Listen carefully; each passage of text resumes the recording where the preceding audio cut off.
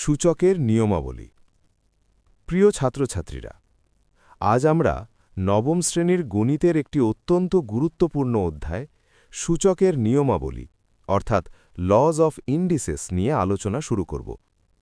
এই অধ্যায়টি খুব গুরুত্বপূর্ণ, কারণ পরবর্তী অনেক অধ্যায়ে যেমন বীজগণিত, ঘাত, সমীকরণ সব জায়গাতেই সূচকের ব্যবহার আছে। তাই প্রথম স্লাইডেই আমরা সূচকের কিছু মৌলিক ধারণা পরিষ্কার করে নেব। প্রথমে আসি সূচকের সংজ্ঞাতে। যখন কোনো সংখ্যাকে নিজের সঙ্গে বারবার গুণ করা হয়, তখন সেই গুণের সংখ্যা বোঝানোর জন্য সংখ্যাটির ওপরে যে ছোট সংখ্যাটি লেখা হয় তাকে আমরা সূচক বলি। এখন আসি ভিত্তি বা নিধানের কথায়। কোনো ঘাতযুক্ত সংখ্যায় যে সংখ্যাটির ওপর এই সূচকটি লেখা থাকে সেই সংখ্যাটিকে বলা হয় ভিত্তি বা নিধান। এখন আমরা একটি ধনাত্মক সূচকের উদাহরণ দেখি। 2 কিউব মানে কি? এর অর্থ হল 2 কে নিজের সঙ্গে 3 বার গুণ করা, অর্থাৎ 2 ইন্টু 2 ইন্টু 2 ইকুয়ালস 8। এখানে 2 হল নিধান এবং 3 হল ধনাত্মক সূচক। এরপর আমরা দেখি ঋণাত্মক সূচকের উদাহরণ। ধরা যাক 2 মাইনাস 3। এখানে সূচক ঋণাত্মক হওয়ার কারণে সংখ্যাটি ভগ্নাংশে পরিণত হয়, অর্থাৎ 2 minus 3 equals 1/2 into 1/2 into 1/2 equals 1/8। এখানেও 2 হল নিধান এবং -3 হল ঋণাত্মক সূচক। এখন ডান পাশে দেওয়া ব্যাখ্যাটি খুব মন দিয়ে শোনো। যখন সূচক ধনাত্মক হয় তখন সংখ্যাটি গুণফলের আকারে প্রকাশ পায়, আর যখন সূচক ঋণাত্মক হয় তখন সংখ্যাটি ভগ্নাংশে পরিণত হয় এবং সূচকের মান নিচে চলে যায়। এই ধারণাগুলো পরিষ্কার না হলে পরের সূত্রগুলো বোঝা কঠিন হয়ে যাবে, তাই এখানেই একটু সময় নিয়ে ভালোভাবে বুঝে নাও। এর পরের স্লাইডে আমরা সূচক কি এবং এর সাধারণ রূপ নিয়ে আলোচনা করব, যেটা এই অধ্যায়ের ভিত্তি হিসেবে কাজ করবে। সূচকের সাধারণ রূপ। আগের স্লাইডে আমরা সূচক, নিধান এবং ধনাত্মক ও ঋণাত্মক সূচকের প্রাথমিক ধারণা জেনেছি। এখন সেই ধারণার ওপর ভিত্তি করে এই স্লাইডে আমরা শিখব সূচকের সাধারণ রূপ। সূচকের সাধারণ রূপ হল a⁴n। এখানে লক্ষ্য করো, a হল নিধান অর্থাৎ যে সংখ্যাটির ওপর সূচক বসে, আর n হল সূচক অর্থাৎ সংখ্যাটিকে কতবার ব্যবহার করা হবে তা নির্দেশ করে। এখন অর্থাৎ অংশটায় খুব মন দাও। a⁴n মানে হল a কে n বার গুণ করা, অর্থাৎ a⁴n equal to a into a into a, এভাবে মোট n বার। এখন ডান পাশে দেওয়া উদাহরণগুলোর সাহায্যে বিষয়টা আরও পরিষ্কার করি। প্রথম উদাহরণ 2⁵। এর মানে 2 কে 3 বার গুণ করা, অর্থাৎ 2 ইন্টু 2 ইন্টু 2 ইকুয়াল টু 8। দ্বিতীয় উদাহরণ 5⁵। এখানে 5 কে 2 বার গুণ করা হয়েছে, অর্থাৎ 5 ইন্টু 5 ইকুয়াল টু 25। তৃতীয় উদাহরণ 3⁴। এর মানে 3 কে 4 বার গুণ করা, অর্থাৎ 3 into 3 into 3 into 3 equal to 81। এই উদাহরণগুলো থেকে আমরা খুব সহজে বুঝতে পারি যে সূচক আসলে আমাদের বারবার গুণ করার কাজটাকে একটি ছোট ও সহজ রূপে প্রকাশ করতে সাহায্য করে। এই সাধারণ রূপটা যদি পরিষ্কারভাবে বুঝে নাও, তাহলে সূচকের নিয়মগুলো বোঝা তোমাদের কাছে অনেক সহজ হয়ে যাবে। পরের স্লাইডে আমরা সূচকের বিভিন্ন নিয়ম বা সূত্র একে একে আলোচনা করব এবং প্রতিটি সূত্র উদাহরণ দিয়ে বুঝে নেব। আগের স্লাইডে আমরা সূচকের সাধারণ রূপ অর্থাৎ a⁴n কি বোঝায় সেটা উদাহরণ দিয়ে বুঝেছি। এখন সেই ধারণার উপর ভিত্তি করেই এই স্লাইডে আমরা সূচকের নিয়মাবলী এক নজরে দেখে নেব। এই নিয়মগুলো খুব গুরুত্বপূর্ণ, কারণ পরের সব অঙ্ক এই নিয়মগুলোর ওপরেই নির্ভর করে। প্রথমে আসি একই নিধানের ক্ষেত্রে। যখন একই নিধানের দুটি ঘাতযুক্ত সংখ্যা গুণ করা হয় তখন সূচকগুলো যোগ হয়, অর্থাৎ a⁴m গুণ a⁴n সমান a⁴m+n। আর একই নিধানের ক্ষেত্রে ভাগ করলে সূচকগুলো বিয়োগ হয়, অর্থাৎ a⁴m ভাগ a⁴n সমান a⁴m-n। এখানে অবশ্যই মনে রাখতে হবে a শূন্য হতে পারবে না। এরপর আসি ঘাতের ওপর ঘাত। যখন কোনো ঘাতযুক্ত সংখ্যার ওপর আবার ঘাত বসে তখন সূচকগুলো গুণ হয়, অর্থাৎ a to the power m two the power n সমান a to the power mn।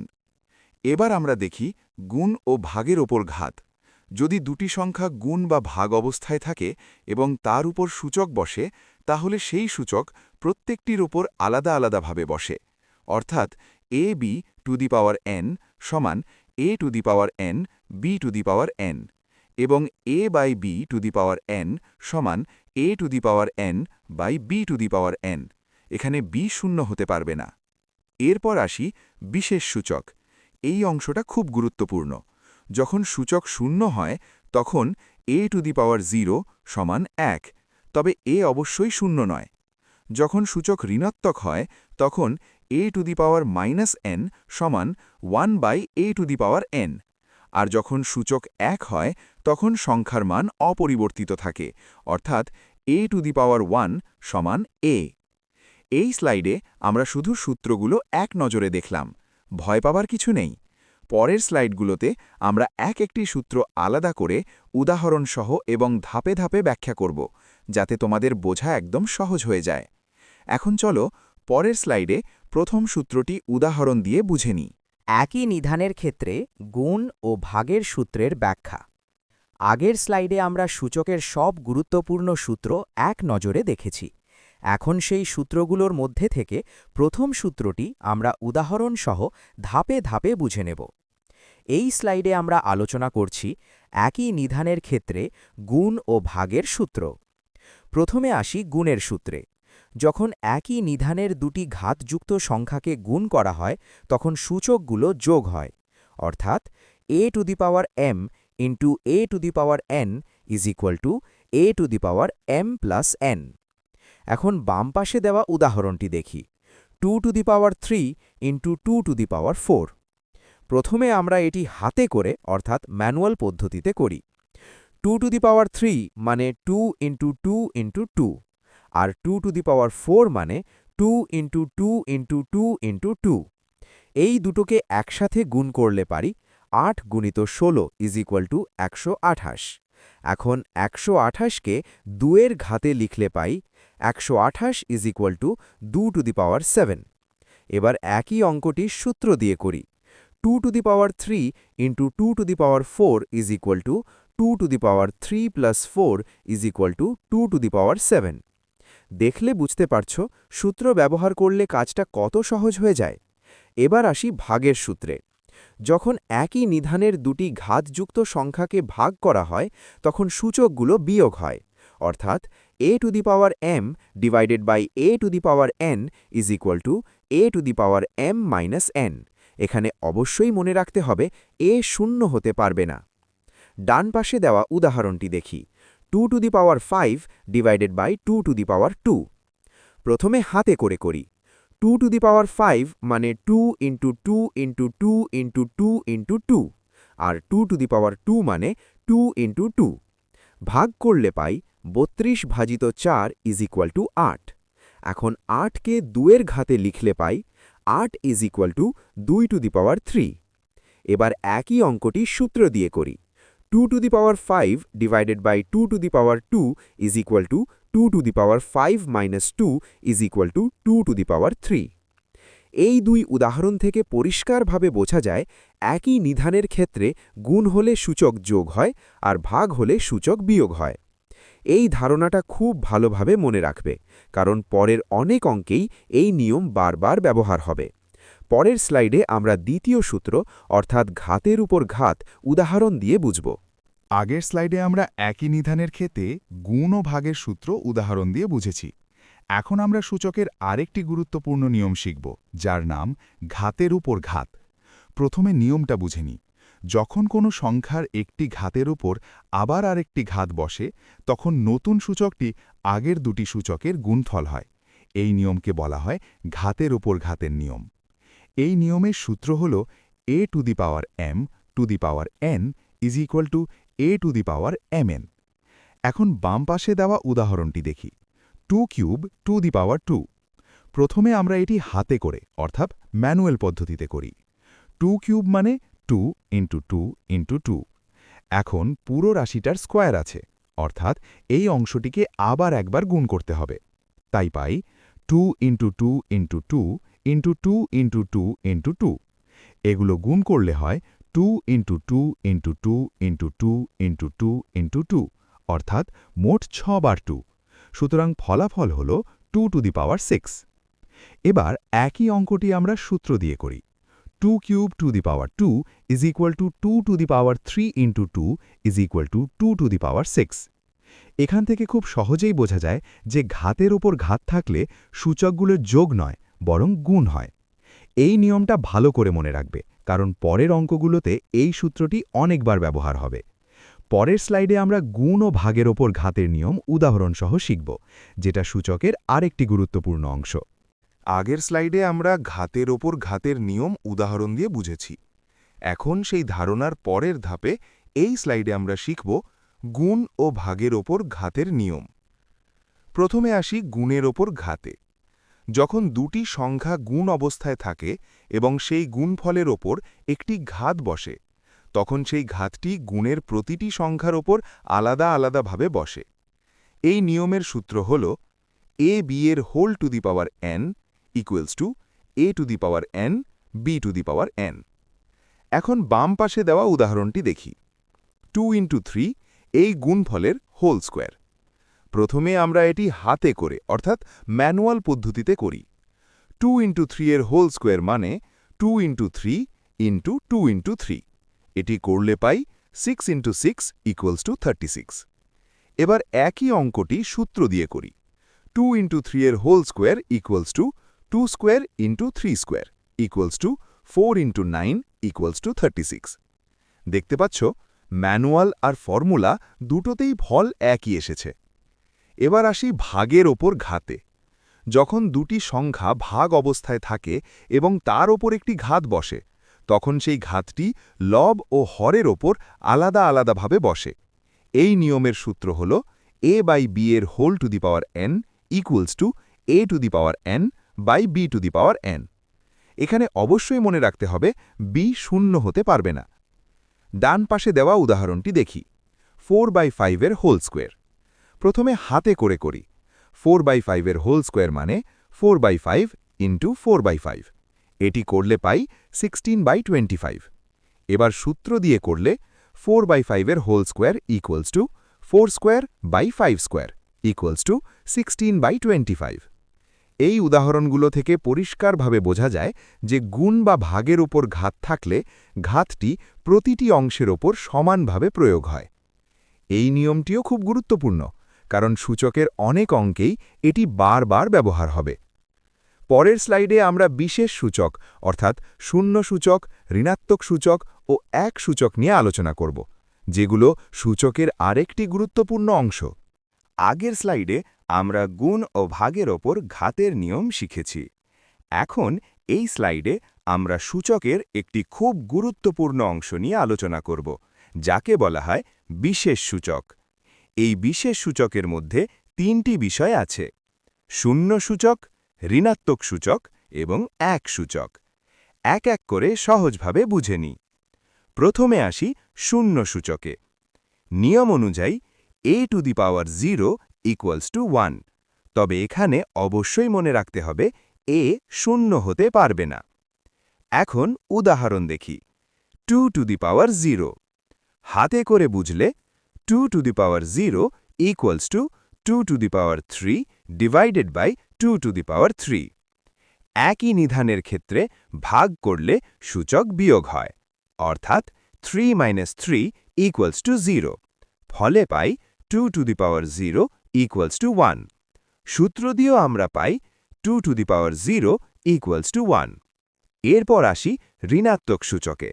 নিয়ম অনুযায়ী a to the power minus n equals to 1 by a to the power n। এখানেও a শূন্য হতে পারবে না। এখন উদাহরণ দেখি। 2 টু দি পাওয়ার মাইনাস 3। হাতে করে করলে 2 to the power minus 3 equals to 1 by 2 to the power 3।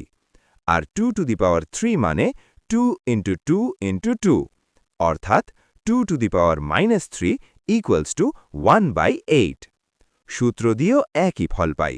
2⁻³ equals to 1/2⁻³ equals to 1/8। এখানে একটি কথা মনে রাখবে, সূচক ঋণাত্মক হলে সংখ্যাটি ভগ্নাংশে পরিণত হয়। এবার আসি এক সূচকে। নিয়ম অনুযায়ী a⁴ ইকুয়ালস টু a। উদাহরণ হিসেবে ধরি 5⁴, এর মান সরাসরি 5, হাতে করেও পাই 5, আর সূত্র দিয়েও পাই a⁴ ইকুয়ালস টু a। এই তিনটি বিশেষ সূচক খুব সহজ মনে হলেও অঙ্ক করার সময় এখানেই অনেক সময় ভুল হয়, তাই এগুলো ভালোভাবে মনে রাখা খুব দরকার। এই স্লাইডের মাধ্যমে আমরা সূচকের সব গুরুত্বপূর্ণ নিয়ম শিখে ফেললাম। এর পরের স্লাইডে আমরা এই নিয়মগুলোর উপর ভিত্তি করে বিভিন্ন উদাহরণ ও অঙ্ক সমাধান করব, যাতে পুরো অধ্যায়টা তোমাদের কাছে আরও পরিষ্কার হয়ে যায়। ভগ্নাংশ সূচকের ধারণা। আগের স্লাইডে আমরা সূচকের সব গুরুত্বপূর্ণ নিয়ম শিখেছি, যেমন গুণ, ভাগ, ঘাতের উপর ঘাত এবং বিশেষ সূচক। এখন সেই ধারণার পরের ধাপে এই স্লাইডে আমরা শিখব ভগ্নাংশ সূচকের ধারণা। এতক্ষণ আমরা যে সূচকগুলো দেখেছি সেগুলো ছিল পূর্ণ সংখ্যা, ধনাত্মক, শূন্য বা ঋণাত্মক। এখন আমরা এমন সূচক দেখব যেগুলো ভগ্নাংশ আকারে লেখা হয়। এই ধরনের সূচককে বলা হয় ভগ্নাংশ সূচক। প্রথমে আসি বর্গমূল থেকে ভগ্নাংশ সূচকে। আমরা জানি √a কে সূচক আকারে লেখা যায় a⁴1/2। এর মানে কি? এর অর্থ হল যে সংখ্যাটিকে নিজের সঙ্গে একবার গুণ করলে a পাওয়া যায়, সেই সংখ্যাটি a এর বর্গমূল। উদাহরণ দিয়ে বুঝি। 4 গুণ 4 সমান 16, অর্থাৎ √16 সমান 4। এখন এটাকে সূচক আকারে লিখলে পাই 16⁻1/2 সমান 4। এবার আসি ঘনমূল থেকে ভগ্নাংশ সূচকে। আমরা জানি কিউব√a কে সূচক আকারে লেখা যায় a⁴1/3। এর মানে হল যে সংখ্যাটিকে নিজের সঙ্গে 3 বার গুণ করলে a পাওয়া যায়, সেই সংখ্যাটি a এর ঘনমূল। উদাহরণ দেখি। 3 গুণ 3 গুণ 3 সমান 27, অর্থাৎ কিউব√27 সমান 3। সূচক আকারে লিখলে পাই 27⁻1/3 সমান 3। এইভাবে আমরা বর্গমূল ও ঘনমূল থেকে ভগ্নাংশ সূচকের ধারণা পাই। এই ধারণাটা খুব গুরুত্বপূর্ণ, কারণ পরের অঙ্কগুলোতে বর্গমূল, ঘনমূল আর সূচক এই তিনটির মধ্যে বারবার রূপান্তর করতে হবে। পরের স্লাইডে আমরা ভগ্নাংশ সূচকের সাধারণ রূপ এবং তার ব্যবহার উদাহরণ সহ শিখব, যাতে বিষয়টা আরও পরিষ্কার হয়ে যায়। আগের স্লাইডে আমরা বর্গমূল এবং ঘনমূল থেকে ভগ্নাংশ সূচকের ধারণা পেয়েছি। এখন সেই ধারণাটাকে আরও সাধারণ আকারে এই স্লাইডে বুঝে নেব। প্রথমে দেখি ভগ্নাংশ সূচকের সাধারণ রূপ। সাধারণভাবে a⁴1/n লেখা হয় a এর n-তম মূল হিসেবে। এখন এর অর্থটা খুব সহজ ভাষায় বুঝে নিই। যে সংখ্যাটিকে নিজের সঙ্গে n বার গুণ করলে a পাওয়া যায়, সেই সংখ্যাটিই হল a এর n-তম মূল, অর্থাৎ a⁴1/n = a এর n-তম মূল। এখন ডান পাশে দেওয়া সহজ উদাহরণগুলো দেখি। প্রথম উদাহরণ √25। আমরা জানি 5 গুণ 5 = 25, তাই √25 = 5। সূচক আকারে লিখলে পাই 25-এর পাওয়ার 1/2 = 5। দ্বিতীয় উদাহরণ কিউবিক রুট 64, কারণ 4 গুণ 4 গুণ 4 = 64, তাই কিউবিক রুট 64 = 4। সূচক আকারে লিখলে 64-র পাওয়ার 1/3 = 4। তৃতীয় উদাহরণটি খুব গুরুত্বপূর্ণ। 32-এর পাওয়ার 1/5। আমরা জানি 2 গুণ 2 গুণ 2 গুণ 2 গুণ 2 = 32, অর্থাৎ 2কে নিজের সঙ্গে 5 বার গুণ করলে 32 পাওয়া যায়, তাই 32-এর পাওয়ার 1/5 = 2। এই উদাহরণগুলো থেকে পরিষ্কারভাবে বোঝা যায় যে ভগ্নাংশ সূচক আসলে মূলের ধারণাকেই সূচকের ভাষায় প্রকাশ করে। এই ধারণাটা যদি পরিষ্কার থাকে, তাহলে ভগ্নাংশ সূচক সংক্রান্ত অঙ্ক তোমাদের কাছে অনেক সহজ হয়ে যাবে। এর পরের স্লাইডে আমরা ভগ্নাংশ সূচকের উপর ভিত্তি করে আরও কিছু অঙ্ক এবং উদাহরণ সমাধান করব, যাতে বিষয়টা পুরোপুরি পরিষ্কার হয়ে যায়। গাণিতিক সমস্যা ও সমাধান। আগের স্লাইডগুলোতে আমরা সূচকের সব গুরুত্বপূর্ণ নিয়ম এবং ভগ্নাংশ সূচকের ধারণা শিখেছি। এখন এই স্লাইডে আমরা সেই নিয়মগুলো ব্যবহার করে কিছু সহজ গাণিতিক সমস্যা সমাধান করব। প্রথমে আসি সমস্যা 1-এ। সমস্যা 1-এ দেওয়া আছে 2 to the power 3 into 2 to the power 4। এখানে লক্ষ্য করো নিধান একই, অর্থাৎ 2। তাই আমরা একই নিধানের ক্ষেত্রে গুণের সূত্র ব্যবহার করব। সূচক যোগ হবে, অর্থাৎ 2 to the power 3 into 2 to the power 4 equals to 2 to the power 3 plus 4 equals to 2 to the power 7। এবার আসি সমস্যা 2-এ। এখানে দেওয়া আছে 5 to the power 6 divided by 5 to the power 2। এখানেও নিধান একই, অর্থাৎ 5, এবং এখানে ভাগ আছে, তাই আমরা একই নিধানের ক্ষেত্রে ভাগের সূত্র ব্যবহার করব। সূচক বিয়োগ হবে, অর্থাৎ 5 to the power 6 divided by 5 to the power 2 equals to 5 to the power 6 minus 2 equals to 5 to the power 4।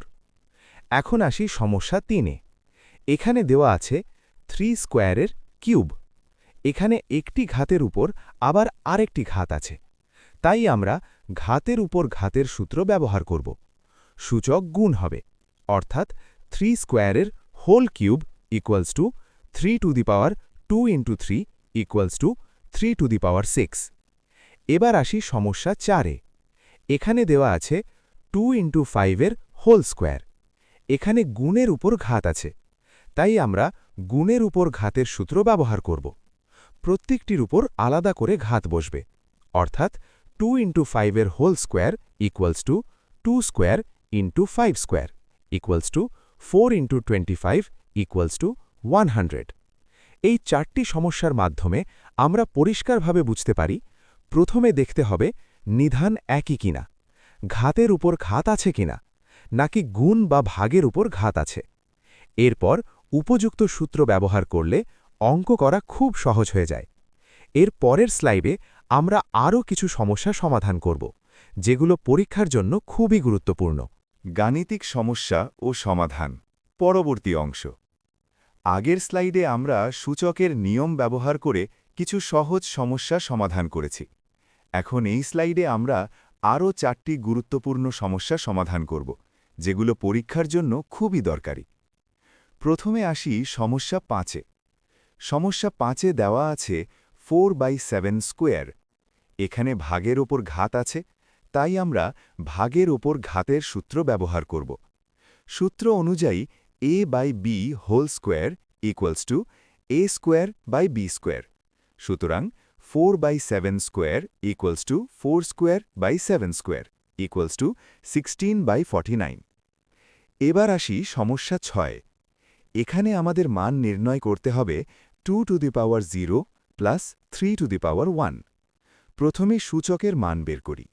2 to the power 0 equals to 1, কারণ শূন্য সূচকের নিয়ম অনুযায়ী a to the power 0 equals to 1।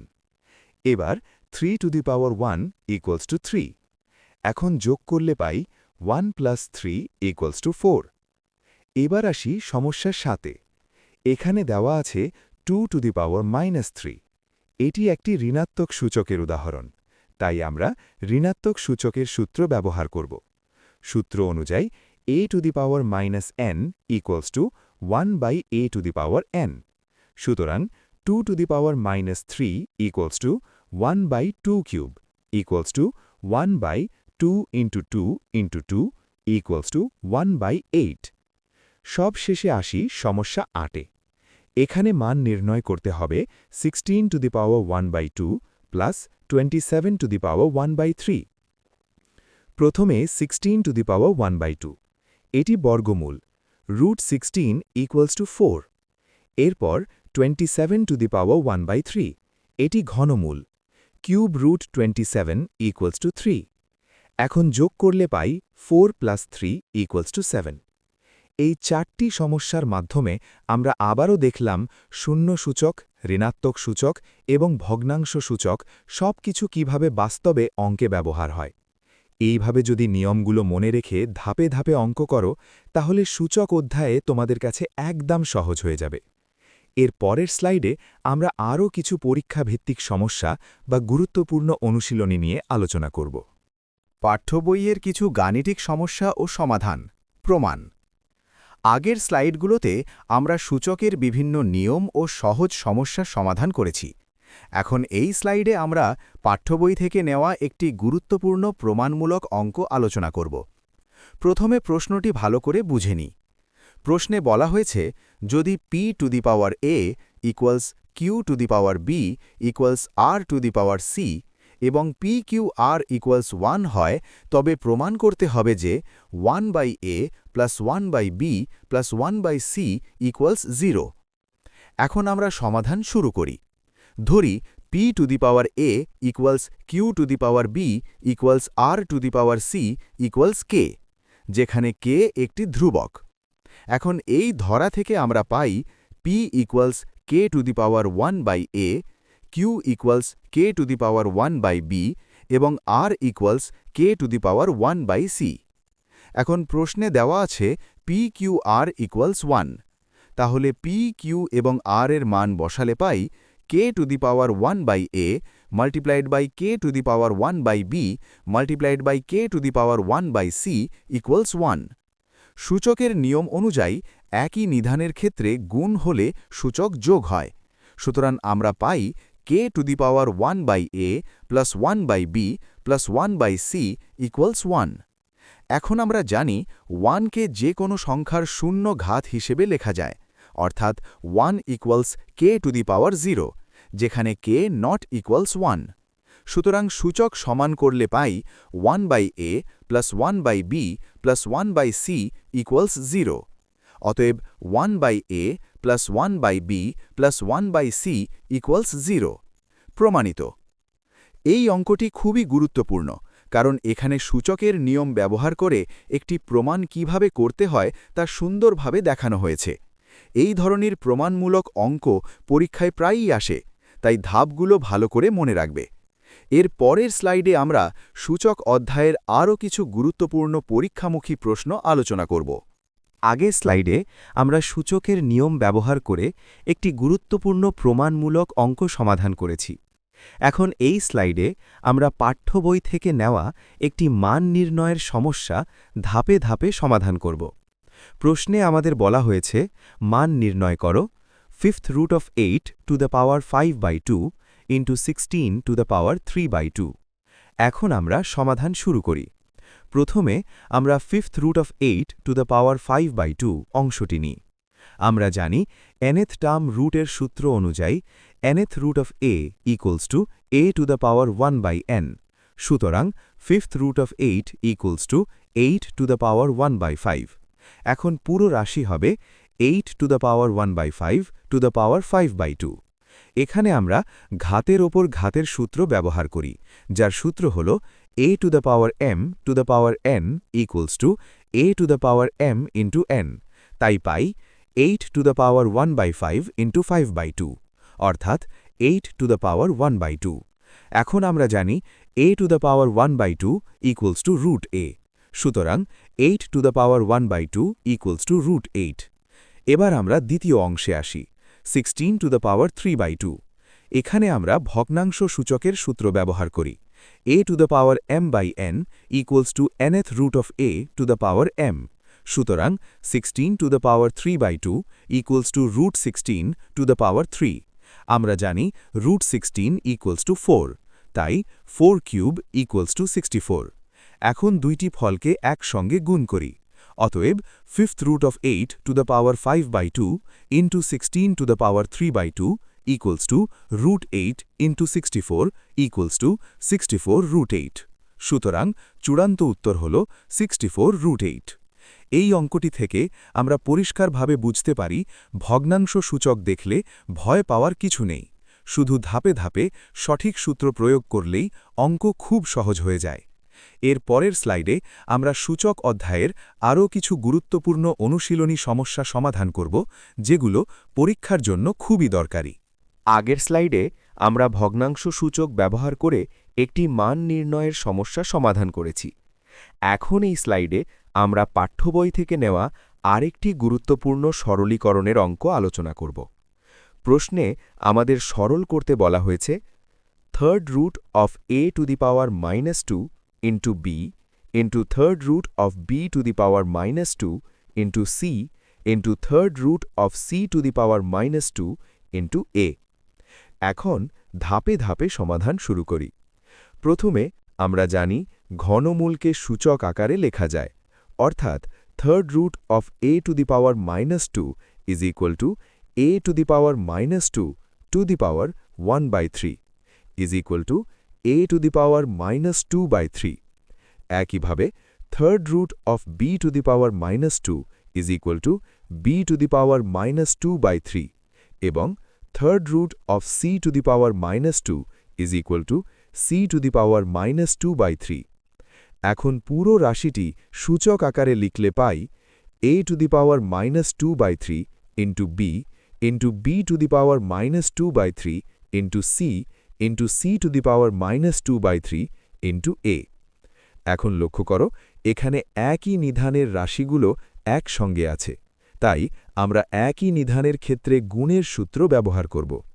প্রথমে a এর ক্ষেত্রে দেখি, a to the power -2/3 into a is equal to a to the power 1-2/3 is equal to a to the power 1/3। একইভাবে b into b to the power -2/3 is equal to b to the power 1-2/3 is equal to b to the power 1/3 এবং c into c to the power -2/3 is equal to c to the power 1-2/3 is equal to c to the power 1/3। এখন সবগুলো একসঙ্গে লিখলে পাই a to the power 1/3 into b to the power 1/3 into c to the power 1/3। এখানে আমরা গুণের উপর ঘাতের সূত্র ব্যবহার করতে পারি। সূত্রানুযায়ী a to the power 1/3 into b to the power 1/3 into c to the power 1/3 is equal to abc to the power 1/3। অতএব সরলীকৃত রূপ হল abc টু দি পাওয়ার 1/3। এই অঙ্কটি খুব গুরুত্বপূর্ণ, কারণ এখানে আমরা ঘনমূল, ঋণাত্মক সূচক এবং গুণের সূত্র তিনটেই একসঙ্গে ব্যবহার করেছি। এই ধরনের অঙ্ক পরীক্ষায় এলে ধাপে ধাপে করলে ভুল হওয়ার সম্ভাবনা একদম কমে যায়। এর পরের স্লাইডে আমরা সূচক অধ্যায়ের আরও কিছু পরীক্ষামুখী সমস্যা বা সমাপনী আলোচনা করব, যার মাধ্যমে পুরো অধ্যায়টা রিভিশন হয়ে যাবে। আগের স্লাইডে আমরা সূচক ও ভগ্নাংশ সূচক ব্যবহার করে একটি সরলীকরণের অঙ্ক সমাধান করেছি। এখন এই স্লাইডে আমরা পাঠ্য বইয়ের একটি খুব গুরুত্বপূর্ণ প্রশ্ন আলোচনা করব, যেটা পরীক্ষায় প্রায়ই আসে। প্রশ্নে আমাদের বলা হয়েছে মানের ঊর্ধ্বক্রমে সাজাও 5 to the power half, 10 to the power 1/4 এবং 6 টু দি পাওয়ার 1/3। এখন এই ধরনের প্রশ্নে সরাসরি মান বের করা সবসময় সুবিধাজনক নয়, তাই আমরা এখানে একটি কৌশল বা পদ্ধতি ব্যবহার করব। প্রথম ধাপ হল সব সংখ্যাকে একই সূচকে রূপান্তর করা। এখানে সূচকগুলি হল হাফ, 1/4 এবং 1/3। এগুলোর লসাগু হল 12, তাই আমরা প্রত্যেক সংখ্যাকে 12তম ঘাতে রূপান্তর করি। অতএব 5 to the power half is equal to 5 to the power 6/12, 10 to the power 1/4 is equal to 10 to the power 3/12 এবং 6 to the power 1/3 is equal to 6 to the power 4/12। এখন যেহেতু সূচক সবারই একই, তাই আমরা শুধু নিধানগুলোর মান তুলনা করব। এখন মান বের করি। 5 to the power 6 is equal to 15,625, 10 to the power 3 is equal to 1000 এবং 6 to the power 4 is equal to 1296। এখন এই তিনটি সংখ্যাকে তুলনা করলে পাই 1000 is less than 1296 is less than 15,625। অতএব 10 to the power 3 is less than 6 to the power 4 is less than 5 to the power 6।